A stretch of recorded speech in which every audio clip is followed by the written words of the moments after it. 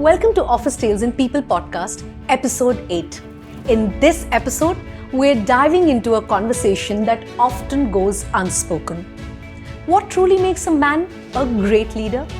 Is it his role, vision, charisma, or ability to deliver results? Sure, all of that matters. But two qualities truly set exceptional leaders apart. The first one, the decision to lead with integrity. And the second, the courage to keep unlearning and evolving. The men we have featured on OTP lead with heart and humility. They listen actively. They build spaces where others can grow. They understand that real leadership isn't about power. It's about responsibility, vulnerability, and long-lasting impact. When Priyanka and I were launching Office Tales and People podcast, our goal wasn't just to create another podcast. It was to preserve the kind of lessons that stay with you and spark real conversations. In this special bite-sized episode, we have compiled some of the most powerful insights from the incredible men we've had the honor to learn from. R.K. Mishra, investor and Yulu Bikes co-founder, Yuvaraj Srivastava, CHRO MakeMyTrip, Nitin Nahatha, CHRO Gameskraft. Each of them reminded us that leadership isn't defined by gender.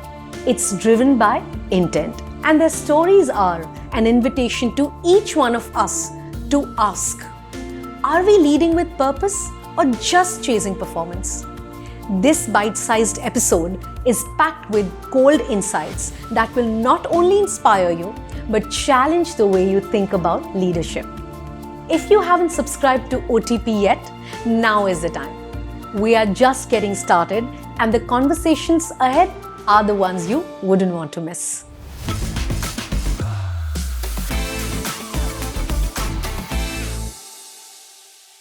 Is there any advice for you, from you to all the young Janta of India who's studying either engineering or any other competitive exam or that kind of education, that they can handle their stress without losing hope and not taking the path of going for suicide? And so many suicides happen every year. While preparing for IIT, or not IIT per se, but engineering, and coming from that background, one, of course, I was under extreme pressure of expectations. Yes.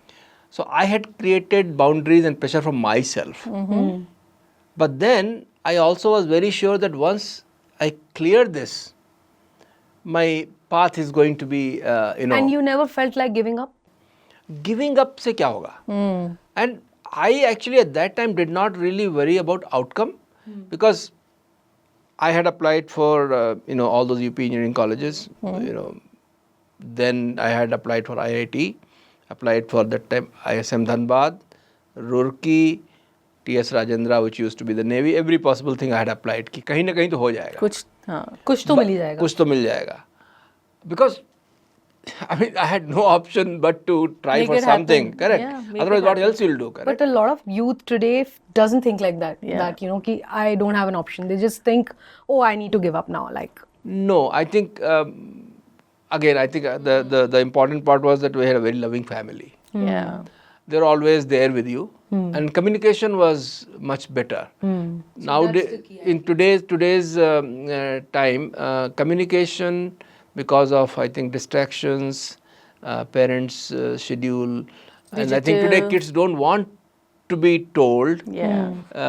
Kids feel that they have their own privacy and personal life. Our time, the concept of privacy and personal life and all was not there. Absolutely. So my advice to young people would be that you please choose your path. And your parents are your friends. Yes. And they only think best, but not really they know what you are thinking. Because their best may be putting undue pressure on you. So you speak up. Speak it out, yeah. Speak it out. Tell them. So there's a lot of stuff that you've gone through. What is the message you'll want to give to younger and new leaders on how to be resilient? I think resilience is a state of mind which will come when you make some fundamental changes in your thought process. Essentially, you have to believe that change is the only constant. Correct? Yeah. And when you are able to start with that, then any new change will test you, but will not overwhelm you. Okay. And if you are hardworking, you are smart, you'll find a way through. And then resilience will be the outcome. Resilience is an outcome Yes. which comes by having these attributes. Having gone through the situations And coming many out of them. times when you have gone through a couple of times and you have come out on the other side, maybe better, you get confidence. So first, I think I define it as you have to have first thought process. You have to think. And thought process put into practice over a long term becomes belief. Right. Correct? Now, majority of the people do not think. So the belief is not there. That And I can belief do this. cannot come just because you read somewhere Yeah. or some R.K. Mishra You told believe in in some yourself. You have to podcast. live through it. No, some R.K. Mishra on podcast told, believe in yourself. Yeah. I think that doesn't happen. Doesn't happen. Only way you get belief when your thoughts put into practice, Yeah. over a period of time, and you have managed to, not every time you will succeed, you have managed to live through them. Then becomes your DNA, and then you start believing in it. And then you say, oh, I can do it I next can do time. this, yeah. Next time onwards. So I think that's very conviction of beliefs. Right. Clarity of thought is where you start. You'll be very clear why you are doing it. If you don't do it, you will not be doing it properly. So clarity of thought will lead to conviction of belief, which will eventually lead to success. Success doesn't mean primarily that you will just make more money. Yeah. To me, success is a life well lived. Right. And to me, again, initially when you are early in career, you always talk about success. But when you reach our stage in life, which as I said, from brahmacharya to grahas, which is from learning to earning to sharing, and then now soon I'll be into giving stage. Yeah. Yeah. Correct? Yeah. So then success is immaterial. Today if you tell me, RK, you've been very successful. I don't think it's really, am I significant? The journey from success to significance is a natural progression from sharing to giving. Sharing is what I have accumulated as a knowledge, as my experiences, even my wealth. I'm happy to share. But then, when I reach the stage from sharing to giving, when people reach out to you, I think biggest success is when people reach out to you. Could be for advice, could be for help. I'm very happy if I have 20 people call me every day. RK, can you please do something? Tell me. Then I start feeling like, oh, I'm I making a am being difference. significant. I am able to make a difference to people's lives, their careers, their livelihood. So I think we all should aspire for that. Yeah. From journey, from success to significance is I think the most wonderful journey, and that leads to happiness. Success alone will not make you happy. Because success is what you define for yourself. Significance is what the others perceive about yourself. And we all look for that. Is there some advice to these leaders who are in the new era that is different from some advice that you may have given to leaders back then? I think we as a nation, we were usually very top-down earlier. The CEOs decided, Yeah. managers, implemented, and people below executed, correct? And our society is also very hierarchical, correct? Yes. In whatever format you see, there's some hierarchy exists somewhere. Yes. Managers were only managing, executives were only ordering. I think that was, and industries were very different. Manufacturing is a very hierarchical thing, correct? The shop floor to the manager to the Right. thing. I saw very different in Japan. Japan is one of the best manufacturing industry. But manager and everybody, including CEO, had the same uniform, Oh, grey or blue color. Everybody ate in the same canteen. In India, you go to a manufacturing setup, any setup, go to car factory, except Maruti. Every there will be executive dining room, and there will be a mess or canteen. Yes. Japan never had it. That's why their manufacturing was excellent. Because first, anybody who produced was given most important because he's subject matter expert. If I were to ask you which country do you prefer, is it Japan or India? In terms of work culture. Yeah. Well, India is my Janm Bhumi, Japan was my Karm Bhumi, and I think Nice. I learned India made me who I am, Japan gave me what I have, and I try to combine both. Have you had a mentor along the way in your journey? Most of the time to have to do self-learning because all my ventures were like I was lonely at the top. So I didn't even have co-founders. Here in this, because Amit and everybody started, they wanted me to be part of it. So here it's like a different, but otherwise it's been actually, quite self-learning. You have to say something in Japanese for all of us Indians that can give a very good, hopeful message for growing India. And then translate it for our listeners as well. Okay. So this is something which anytime you're planning to start something new, it is said in Japan. Okay.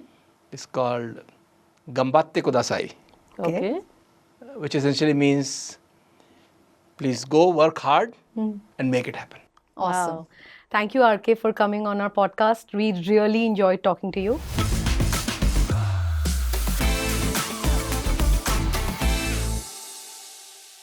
So Yuvraj, you've had this fantastic 5 years with the army. It's obviously shaped your personality to be what it is. We army people are known to be disciplined, trusting. There's a lot of teamwork and collaboration which happens when you're in that space and that area. How are you taking some of these learnings into the corporate world to build the organizations you're working with? There are two things which I got it from there. In army, appraisals don't happen the way it happens in the corporate world, wherein you are preparing, presenting, talking, what have you done and all. When I came in my first year, I saw people running around and preparing in the month of March for their appraisals. And I said, what is this happening? I was in Asian Paints, a great organization where I learned a lot. 9 years I spent there. I said that appraisal time, so I think that you need to present what all have you done on your KPIs, KRA and all. So I said that why should you and I do it? I think it's manager's job to really know what we have done, and what I have done, my manager should know. So they said, no, it doesn't happen. Manager has many things to really do. So perhaps it's important for you to also present. And I came from the thought process that, my leader decides about me. What am I good at? He gives me a feedback.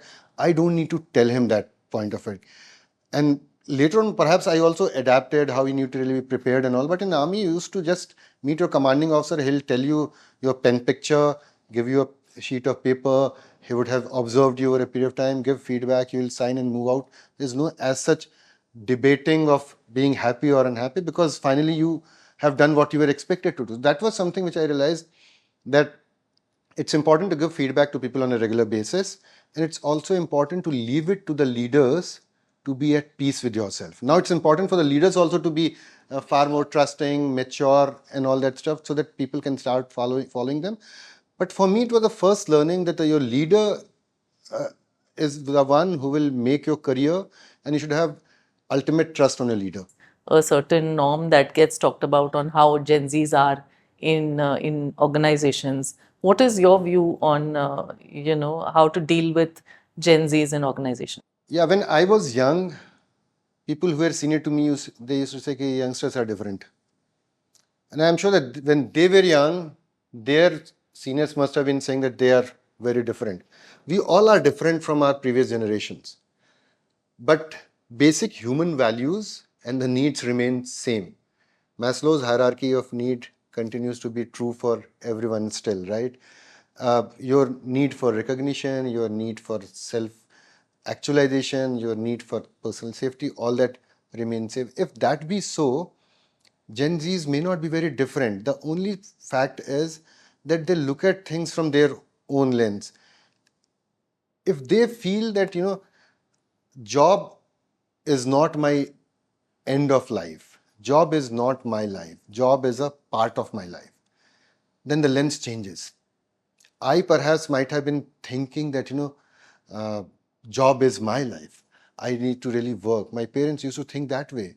I went for the first exam in my life of combined defense services.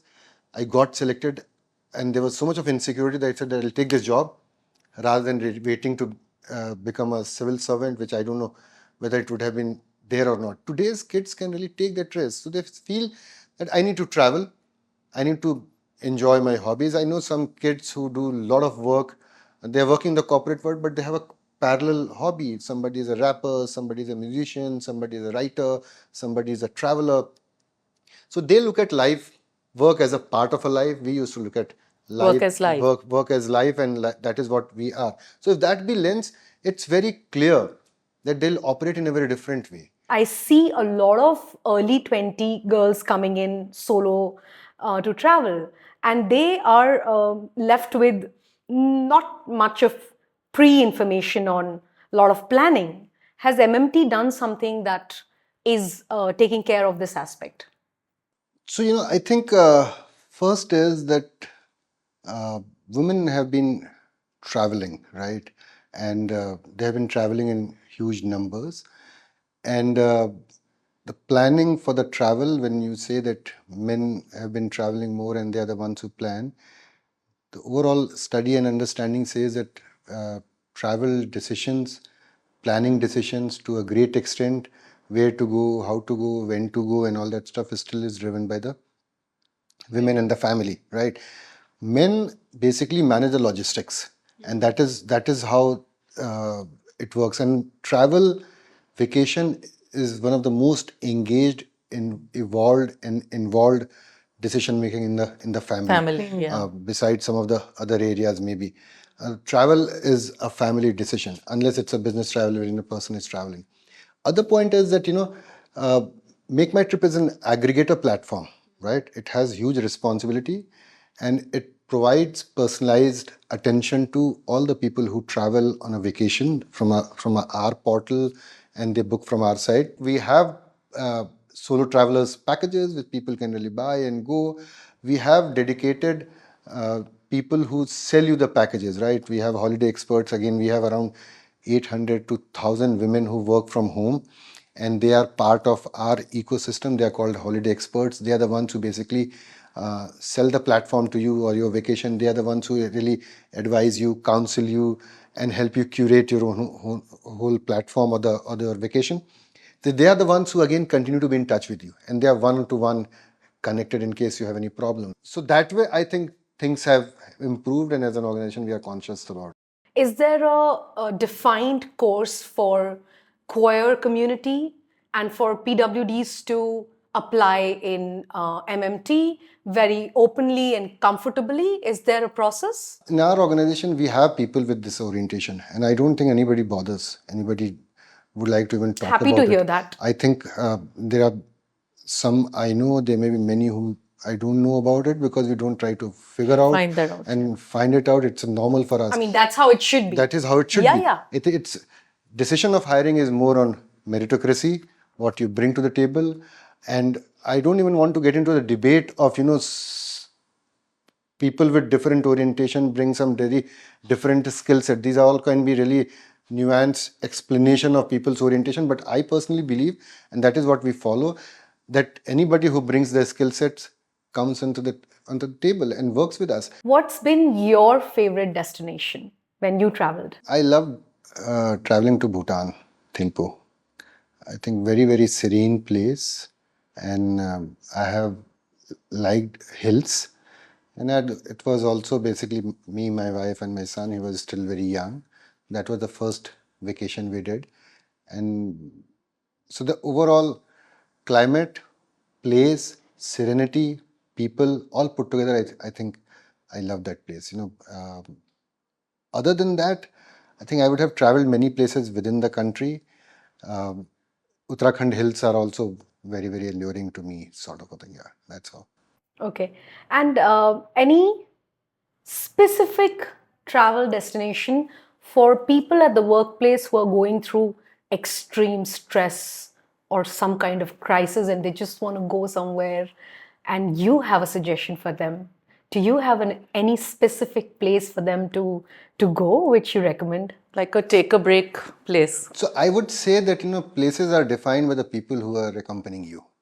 So if you are stressed, take a nice homestay at any place, gather a couple of good friends and people and go with them, and you'll have a blast of a time. Because I think vacations are more with the people whom you travel. Well, solo traveling is also important, but memorable travel, de-stressing travel is something what you can do with the friends, and prefer to stay in a place which is wherein you can be on your own, independent, do a lot of team bonding. And I feel that, friends and the people whom you are comfortable with bring best out of you. And if anything brings best out of you, is the best way to really de-stress yourself. So that's how I'll say you can go anywhere, I think, for that matter. Yeah. What is your definition of happiness personally and at the workplace? My happiness mantra is that, keep moving forward. I am very forgive and forget things very fast. In the sense, nothing stays with me in case there's something which is negative, right? I have an ability to really trust people very quickly, and I approach that relationship with that sort of an attitude. So then what happens? I think normally you are starting on a very positive note. For me, happiness at personal level is my son's conversation with me, spending time with my wife. The next one would be a favorite quote that you live by. When the going gets tough, the tough gets going.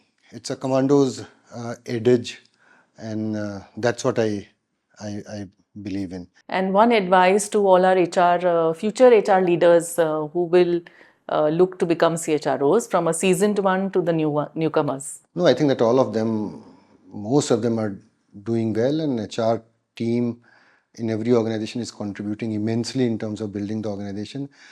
My advice only would be that, I think look at the processes and try to unbuild them rather than building onto the existing processes. Fantastic. So thank you for joining us today, Yuvraj. We've had a fantastic conversation and it was just awesome.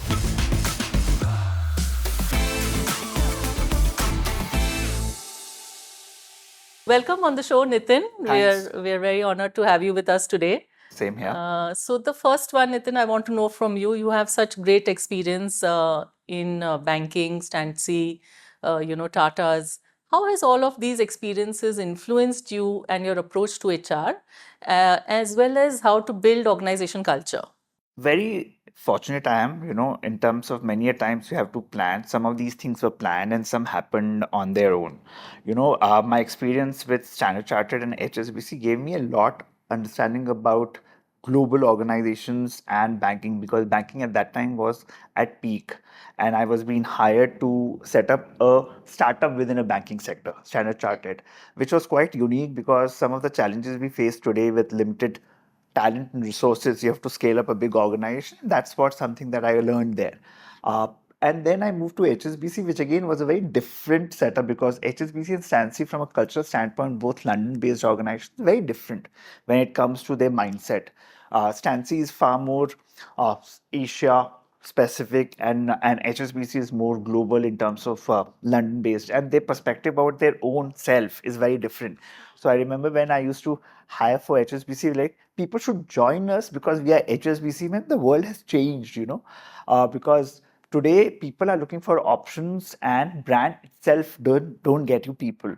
And that mindset in terms of how do you navigate leadership, because I was also managing talent acquisition there. Very interesting, and that actually made me learn a lot in terms of when you are in the buyer's market. You're a pro at creating HR branding, right? I know you since Tata Global Beverages and all the brands you created over there. Tell me how important, or tell our viewers how important is HR branding. Why should we do it? How does it help? I think it's one of the most important element because very often branding is connected with marketing. But let's understand, our employees are our internal customers, and I think it becomes very important that whenever we are doing any kind of initiative or intervention, people have to first feel it's very contextual and very relevant to them. How do you end up creating relevance there, right? And that comes when they look at it's being connected to them, right? In Gameskraft, when we talk about, like, we have our employee engagement survey, which we call as Bingo. Bingo, while it's a sports term, but it's also in terms of bang on, in terms of to the point. And we end up creating a brand out of it and what's happening there. That becomes very important that one, it's relevant to the sector. Second, it's relevant to the organization and it means what people want to say, because Gamescraft from a cultural standpoint is very, and startups in terms of very to the point. Like one of the things that I've learned, if I have to talk about here, is that I had to unlearn a lot from Tata's in terms of setting the context in mails and writing long mails, to here in terms of, that's fine, Nitin. Can you just complete in 2 minutes what you want to say? We understand all of that. So that learning has been there for me. So that is in terms of Bingo. Be sharp, be focused, and straight to the point. We have done that. What is it that traditional organizations can learn from startups? Agility. I think the speed of execution, and I think one of the things is quite clear. Like today, when you talk about traditional organizations, they talk about a growth at a certain level, and when you look at our annual operating plan in startups, probably what some of these companies are trying to achieve in a year or 2 years is something that they are trying to achieve in a quarter. And when you are looking at it, you have to think very differently. You have to be very agile. You have to innovate. More importantly, you have to learn to fail fast, right? You have to learn to fail fast and then look at what next you can do. Probably you will not have 100% confidence or data to prove that this is going to work and this is not going to work. What is that one challenge that you have spotted between these two type of startups that you worked for? That one challenge that you thought is very different in both the companies, and how did you deal with that? Here, when we talk about, it's about how you're getting the right tech and product, right? Whereas there it was all about execution efficiency in terms of operational heavy, right? Even if you have the best tech and the best product, if last mile execution is not there, you're not effective. So I think that's what there. So here, one of the things that we understood was that, okay, if I'm going to be looking at Gamescraft, if I'm going to be looking at all of that, what are some of those then non-negotiable talent or supply of talent that I need to have? And we really worked on that in creating a program called Gen G, right? So today, from a hiring standpoint, I don't see have my leaders been worried about the fact that hiring नहीं हो रही है, tech के लोग नहीं है, ups and downs in terms of people leaving us or probably offers getting dropped, etc. The fact is that we have a steady supply of talent, and we have looked at in terms of the next 1-2 years, how are we looking at our business requirements and getting people. The number of engineers that I have dealt in my life, I think they really struggle in terms of writing. Is there any merit in this observation? Would you have any? Yes, I think writing brings a lot more clarity to your thinking and the way you articulate. In fact, we also encourage a lot of our techies to write blogs, etc. Because when you write, you become far more clearer in terms of what you're how you're writing, Right. and that gets a lot of clarity in your thinking. One of the things that I have learned is that probably writing has to change, right? In fact, I remember when I wrote first lengthy, in terms of paragraphs, etc. The point itself is how you convert them into quick bites, because nobody can today read a one-pager, probably 4-5 lines in terms of extracting it out. And that also makes you a bit more sharper and crisper in your articulation. So I think writing as such helps you evolve as a person, Are you hiring actively, in Gamescraft when it comes to women techies, or are you facing any problem? We are, in fact, as an organization, we always intend that we are an inclusive and a diverse organization. But let's start with the problem itself. Today, if I want to hire more techie women, the point is, if you look at the foundation entry, right, you have less number of women as a general percentage in all the IITs, triple IITs, etc. Hence, it becomes very difficult because the pool is small, you're it is saying. small, Okay. right? But I think what we have tried to do in the past few years is that how we are looking at some of those specific women colleges from where we can hire. Because one thing we are very clear, we do not want to fill a particular quota, or we want to say that we want to hire people because this is a good thing to do. If it's making sense and there's no dilution on the hiring yardsticks, because if any woman who's there in Gameskraft, she's there because she's as competent and as good from the yardstick of assessment as their fellow men. Is there any program or any skill that you think women need differently or additional to what men know? As a Gameskraft, the marketing for our rummy business and for poker business has been headed by women. Oh, nice. Okay, it was not that it happened by design.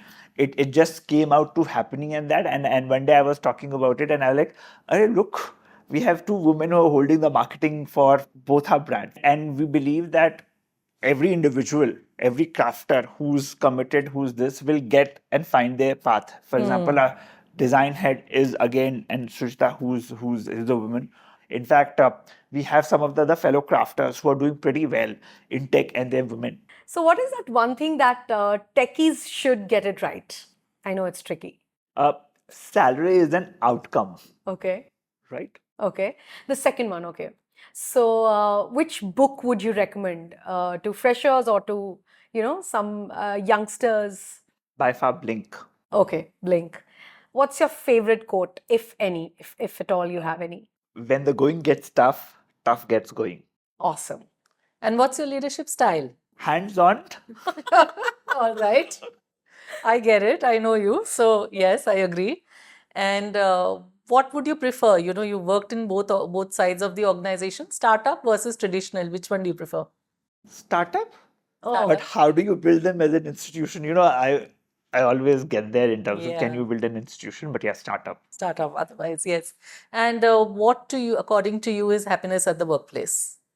I always think if you are able to create an impact and it impacts you, you are happy. And personally to you, if you take away work, what does happiness mean personally? Satisfaction, which I Okay. think if you're able to get, I think it's important. Thank you for your time, Nitin, and look forward to more conversations in the Yeah, future. sure. So, thank you so much for watching Office Tales and People podcast. And this was Nitin from Gameskraft for you. And for more episodes, please sign up on YouTube, Office Tales and People podcast, and do share this OTP with everyone.